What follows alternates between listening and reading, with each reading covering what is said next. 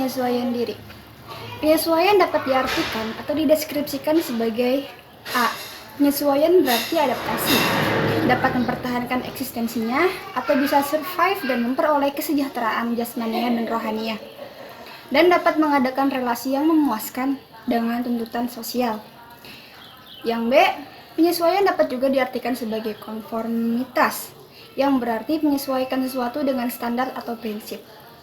C, penyesuaian dapat diartikan sebagai penguasaan, yaitu memiliki kemampuan untuk membuat rencana dan mengorganisasi respon-respon sedemikian rupa sehingga bisa mengatasi segala macam konflik, kesulitan, dan frustasi-frustasi secara efisien. Individu memiliki kesempatan menghadapi realitas hidup dengan cara yang akademik atau memenuhi syarat.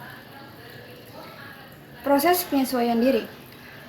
Penyesuaian diri adalah proses bagaimana individu mencapai keseimbangan diri dalam memenuhi kebutuhan sesuai dengan lingkungan. Seperti kita ketahui bahwa penyesuaian yang sempurna tidak pernah tercapai. Penyesuaian yang sempurna terjadi jika manusia atau individu selalu dalam keadaan seimbang antara dirinya dengan lingkungannya, di mana tidak ada lagi kebutuhan yang tidak terpenuhi dan di mana semua fungsi organisme atau individu berjalan normal. Sekali lagi, bahwa penyesuaian yang sempurna seperti itu tidak pernah dapat dicapai.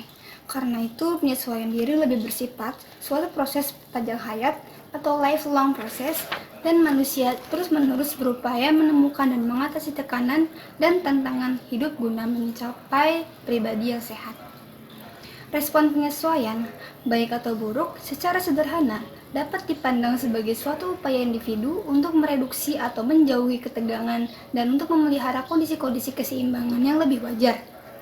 Penyesuaian adalah sebagai suatu proses ke arah hubungan yang harmonis antara tuntutan internal dan tuntutan eksternal. Dalam proses penyesuaian diri, dapat saja muncul konflik, tekanan, dan frustasi, dan individu didorong meneliti berbagai kemungkinan perilaku untuk membebaskan diri dari ketegangan tersebut.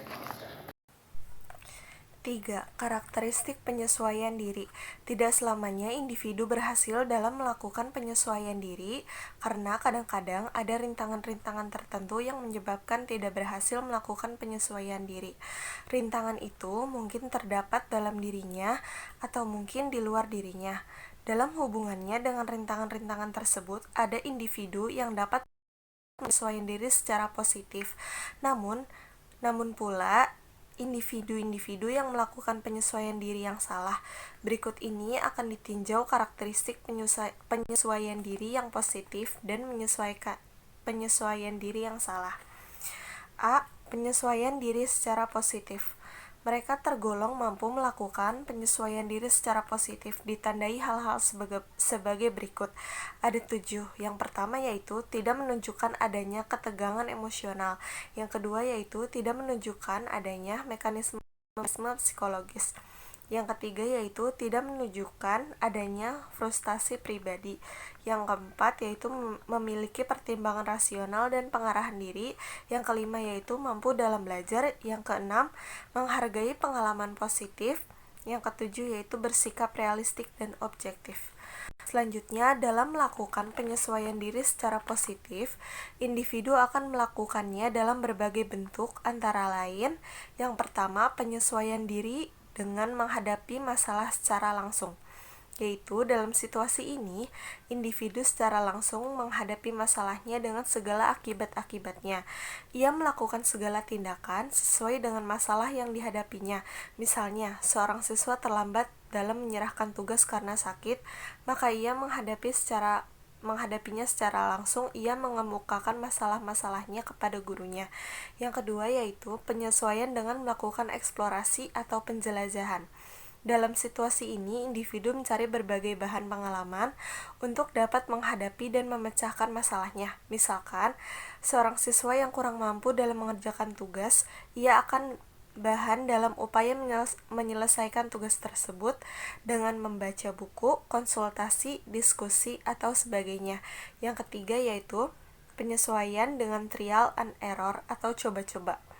Dalam cara ini, individu melakukan suatu tindakan coba-coba, dalam arti kalau menguntungkan diteruskan dan kalau gagal tidak diteruskan. Taraf pemikiran kurang begitu berperan dibandingkan dengan cara eksplorasi. Yang keempat yaitu penyesuaian dengan substitusi atau mencari pengganti. Jika individu merasa gagal dalam menghadapi masalah, maka ia dapat memperoleh penyesuaian dengan jalan mencari pengganti. Misalnya, gagal menonton di gedung bioskop, dia pindah nonton ke TV. Yang kelima yaitu penyesuaian diri dengan menggali kemampuan diri. Dalam hal ini, individu mencoba menggali kemampuan-kemampuan khusus dalam dirinya dan kemudian dikembangkan sehingga dapat membantu penyesuaian diri. Misalnya, seorang siswa yang mempunyai kesulitan dalam keuangan berusaha mengembangkan kemampuannya dalam menulis atau mengarang. Dari usaha mengarang ia dapat membantu mengatasi kesulitan dalam keuangan. Yang keenam yaitu penyesuaian dengan belajar. Dengan belajar, individu akan memperoleh pengetahuan dan keterampilan yang dapat membantu menyesuaikan diri. Misalnya, seorang guru akan lebih dapat menyesuaikan diri dengan banyak belajar tentang berbagai pengetahuan keguruan. Yang ketujuh, ada penyesuaian dengan inhibisi dan pengendalian diri, yaitu penyesuaian diri akan lebih berhasil jika disertai dengan kemampuan memilih tindakan yang tepat dan pengendalian diri secara tepat pula. Dalam situasi ini, individu berusaha memilih tindakan mana yang harus dilakukan dan tindakan mana yang tidak perlu dilakukan. Cara inilah yang disebut inhibisi. Di samping itu, individu harus mampu mengendalikan dirinya dalam melakukan tindakannya. Yang kedelapan yaitu penyesuaian dengan perencanaan yang cermat. Dalam situasi ini, tindakan yang dilakukan merupakan keputusan yang diambil berdasarkan perencanaan yang cermat. Keputusan diambil setelah dipertimbangkan dari berbagai segi, antara lain segi untung dan ruginya.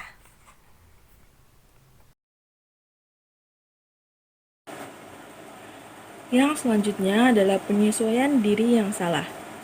Kegagalan dalam melakukan penyesuaian diri secara positif dapat mengakibatkan individu melakukan penyesuaian yang salah. Penyesuaian diri yang salah ditandai dengan berbagai bentuk tingkah laku yang serba salah, tidak terarah, emosional, sikap yang realistik, agresif, dan sebagainya. Ada 3 bentuk reaksi dalam penyesuaian yang salah, yaitu yang pertama adalah reaksi bertahan atau defense reaction. Apa sih defense reaction itu? Defense reaction adalah individu yang berusaha untuk mempertahankan dirinya, seolah-olah tidak menghadapi kegagalan. Ia selalu berusaha untuk menunjukkan bahwa dirinya tidak mengalami kegagalan. Bentuk khusus reaksi ini antara lain, yang pertama adalah rasionalisasi, yaitu berusaha dengan mencari-cari alasan untuk membenarkan tindakannya. Yang kedua adalah represi, yaitu berusaha untuk menekankan pengalamannya yang dirasakan kurang enak ke alam yang tidak sadar. Misalnya, seseorang pemuda berusaha melupakan cintanya dengan seorang gadis. Yang ketiga adalah proyeksi, yaitu melemparkan sebab kegagalan dirinya kepada pihak lain untuk mencari alasan yang dapat diterima. Misalnya, siswa yang tidak lulus mengatakan bahwa gurunya membenci dirinya. Dan yang terakhir adalah sour grapes, yaitu dengan memutarbalikkan kenyataan. Misalnya, seorang siswa yang gagal mengetik mengatakan bahwa mesin ketiknya rusak, padahal dia tidak bisa mengetik. Yang selanjutnya adalah reaksi menyerang atau aggressive reaction. Apa sih aggressive reaction itu? Aggressive reaction adalah orang yang mempunyai penyesuaian diri yang salah dengan menunjukkan tingkah laku yang bersifat menyerang untuk menutupi kegagalannya, dan ia tidak mau menyadari kegagalannya. Reaksi-reaksi yang tampak dalam tingkah laku tersebut adalah selalu membenarkan diri, mau berkuasa dalam setiap situasi, mau memiliki segalanya, bersikap senang dan dengan mengganggu orang lain, menggertak baik dengan ucapan ataupun dengan perbuatan, dan yang terakhir adalah keras kepala dalam perbuatannya.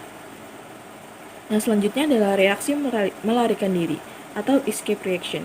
Escape reaction adalah reaksi orang yang mempunyai penyesuaian diri yang salah akan melarikan diri dari situasi yang menimbulkan kegagalannya.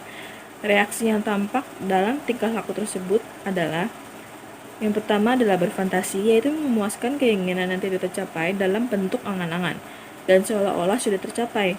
Banyak tidur, meminum minuman keras, bunuh diri, menjadi pecandu ganja, dan lain-lain. Permasalahan-permasalahan penyesuaian diri remaja. Di antara persoalan terpentingnya yang dihadapi remaja dalam kehidupan sehari-hari dan yang menghambat penyesuaian diri yang sehat adalah hubungan remaja dengan orang dewasa, terutama orang tua. Tingkat penyesuaian diri dan perbuatan remaja sangat tergantung pada sikap orang tua dan suasana psikologis dan sosial dalam keluarga. Contoh sikap orang tua yang menolak. Penolakan orang tua terhadap anaknya dapat dibagi menjadi dua macam. Pertama, penolakan mungkin merupakan penolakan tetap sejak awal, di mana orang tua merasa tidak sayang kepada anaknya, karena sebagai sebab mereka tidak menghendaki kehadirannya. Menurut Baldwin yang dikutip oleh Zakiyah Darajat tahun 1983, bapak yang menolak anaknya berusaha menundukkan anaknya dengan kaidah-kaidah kekerasan. Karena itu, ia mengambil ukuran kekerasan. Kekejaman tanpa alasan nyata. Jenis kedua dari penolakan adalah dalam bentuk berpura-pura tidak tahu keinginan anaknya. Contohnya, orang tua memberi tugas kepada anaknya berbarengan dengan rencana anaknya untuk pergi menonton bersama dengan teman-temannya. Hasil dari kedua macam penolakan tersebut ialah remaja tidak dapat menyesuaikan diri, cenderung untuk menghabiskan waktunya di luar rumah, terutama pada gadis-gadis mungkin akan terjadi perkawinan yang tidak masuk akal, dengan pemikiran bahwa rumah di luar rumah tangganya sendiri akan lebih baik daripada rumahnya sendiri. Di samping itu, sikap orang tua memberikan perlindungannya yang berlebihan akibatnya juga tidak baik. Remaja yang mendapatkan pemeliharaan yang berlebihan menyebabkan ia juga mengharapkan bantuan dari perhatian dari orang lain, dan dia berusaha mendapatkan perhatian dari mereka, serta menyangka bahwa perhatian seperti itu adalah haknya. Permasalahan-permasalahan penyesuaian diri yang dihadapi remaja dapat berasal dari suasana psikologis keluarga seperti kekerasan keluarga. Banyak penelitian membuktikan bahwa remaja yang hidup di dalam rumah tangga yang retak mengalami masalah emosi. Tampak padanya ada kecenderungan yang besar untuk marah, suka menyendiri, di samping kurang kepekaan terhadap penerimaan sosial dan kurang mampu menahan diri, serta lebih gelisah dibandingkan dengan remaja yang hidup dalam rumah tangga yang wajar. Terbukti juga bahwa kebanyakan anak-anak yang dikeluarkan dari sekolah karena tidak dapat menyesuaikan diri dengan orang datang dari rumah tangga yang pecah dan retak itu. Upaya yang dapat diajukan untuk memperlancar proses penyesuaian diri remaja khususnya di sekolah yaitu menciptakan situasi sekolah yang dapat menimbulkan rasa betah atau at home bagi anak didik baik secara sosial, fisik, maupun akademis. Kedua, menciptakan suasana belajar mengajar yang menyenangkan bagi anak. Tiga, usaha memahami anak didik secara menyeluruh, baik prestasi, belajar, sosial, maupun seluruh aspek pribadinya. Selanjutnya, menggunakan metode dan alat mengajar yang menimbulkan gairah belajar, menggunakan prosedur evaluasi yang dapat memperbesar motivasi belajar, ruang kelas yang memenuhi syarat-syarat kesehatan. Selanjutnya, peraturan atau tata tertib yang jelas dan dipahami oleh murid-murid.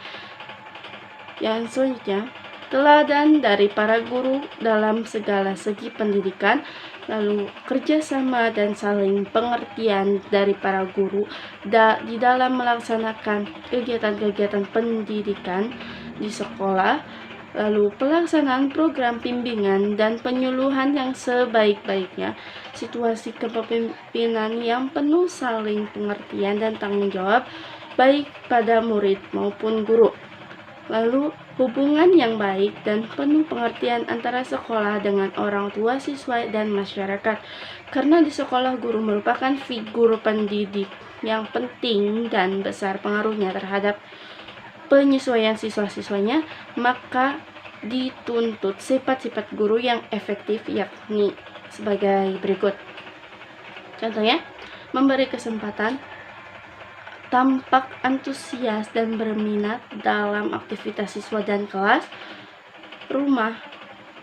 ramah atau cheerful, dan ramah dan optimis.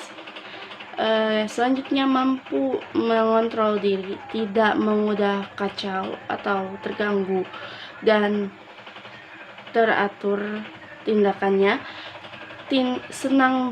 Senang kelakar, mempunyai humor, mengetahui dan mengakui kesalahan-kesalahannya sendiri, jujur dan objektif dalam memperlakukan siswa, dan menunjukkan pengertian dan rasa simpati dalam bekerja dengan siswa-siswanya. Jika para guru besar bersama dengan seluruh staf di sekolah dapat melaksanakan tugasnya dengan baik, maka anak-anak didik di sekolah itu yang berada dalam usia remaja akan cenderung berkurang kemungkinannya dan untuk mengalami permasalahan-permasalahan penyesuaian diri atau terlihat dalam masalah yang bisa menyebabkan perilaku yang menyimpang